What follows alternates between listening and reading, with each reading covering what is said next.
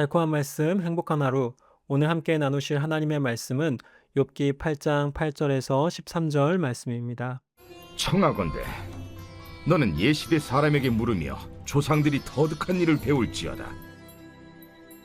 우리는 어제부터 있었을 뿐이라 우리는 아는 것이 없으며 세상에 있는 날이 그림자와 같으니라.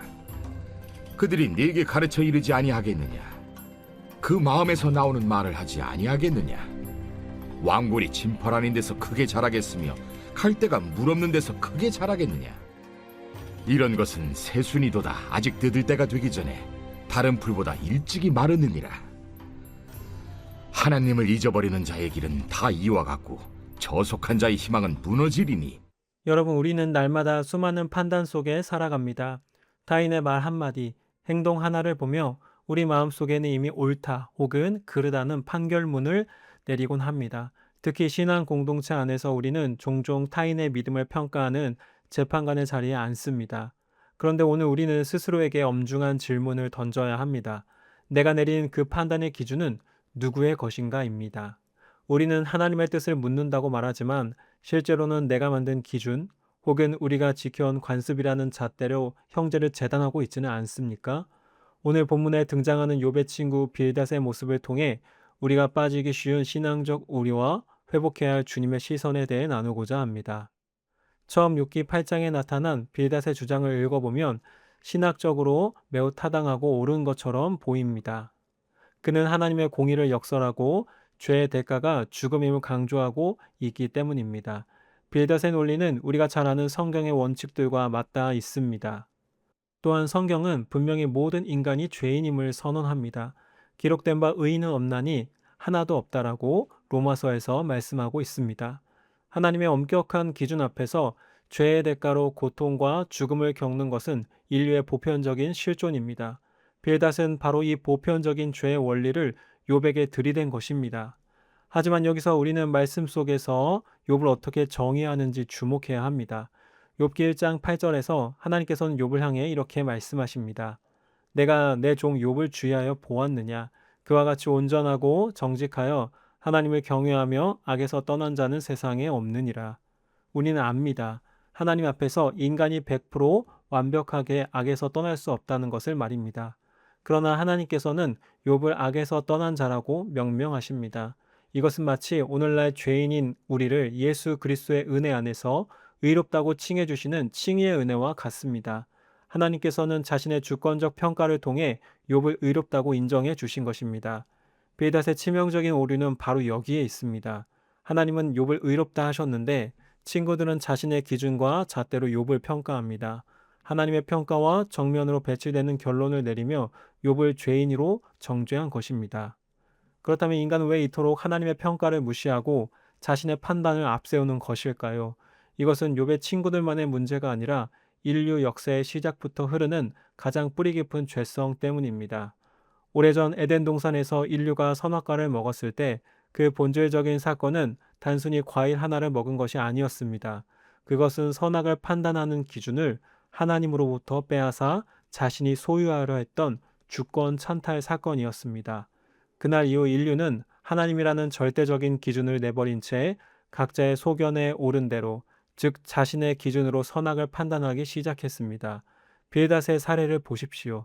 그는 성경의 말씀을 인용하고 하나님의 공의를 말하면서조차 결국 그 거룩한 말씀을 자기만의 선악 체계를 세우는 도구로 사용하고 있습니다. 이것이 인간이 가진 가장 무섭고 끔찍한 죄의 본성입니다. 이 죄성은 예수님 시대의 바리새인들에게도 나타납니다. 그들은 지독할 정도로 자신들의 선악 기준을 내세웠습니다.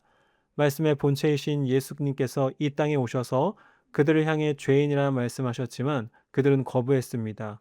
왜입니까? 자신들이 세운 선악의 기준에 비추어 볼 때 스스로는 너무나 완벽한 의인이었기 때문입니다. 더욱 비극적인 것은 그들이 그 편협한 기준을 하나님의 말씀이라고 굳게 믿었다는 점입니다.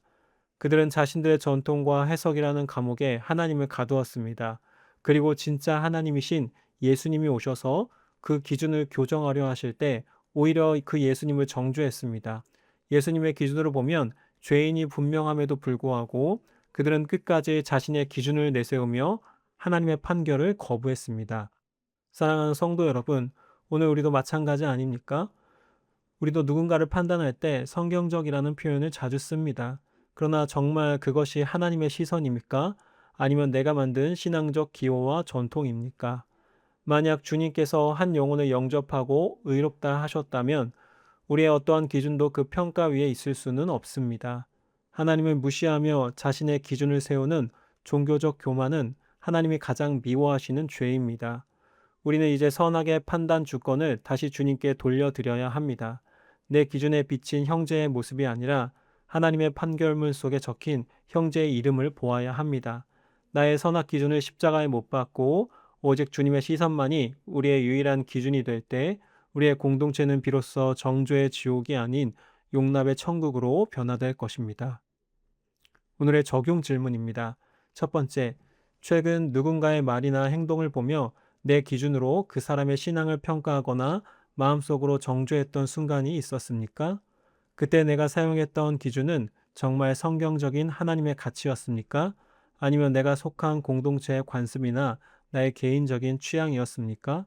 두 번째, 내가 신앙생활을 하면서 하지 않으면 죄책감을 느끼거나 남을 판단하게 되는 나만의 형식, 전통은 무엇입니까?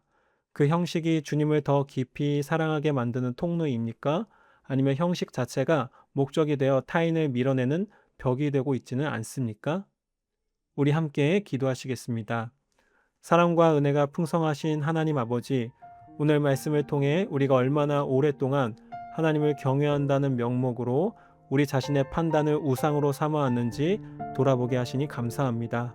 주님, 우리는 욥의 친구들처럼 성경의 지식을 가지고 형제를 정죄했고 바리새인들처럼 우리가 세운 전통과 기준을 하나님의 뜻인 양 포장하며 살아왔습니다. 하나님께서 이미 의롭다 칭하신 영혼을 나의 좁은 소견과 나의 기준이라는 잣대로 죄인이라 낙인 찍었던 우리의 교만을 용서하여 주시옵소서. 선악과를 먹고 스스로 하나님이 되고자 했던 우리 안의 끔찍한 죄성을 회개합니다. 내가 판단하는 재판관의 자리에서 내려오게 하시고 오직 주님의 시선이 머무는 곳에 우리의 마음이 머물게 하소서.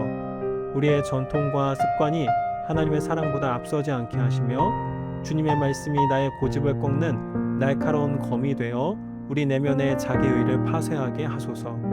이제는 내 눈에 보이는 형제의 허물보다 그 영혼을 향한 하나님의 구원과 은혜를 먼저 보게 하소서. 주님의 판단이 우리의 유일한 기준이 되게 하시고 판단하는 자가 아닌 용납하는 자로, 정죄하는 자가 아닌 사랑의 중보자로 우리 공동체를 인도하여 주시옵소서. 우리의 영원한 기준 되시는 예수 그리스도의 이름으로 기도드립니다. 아멘.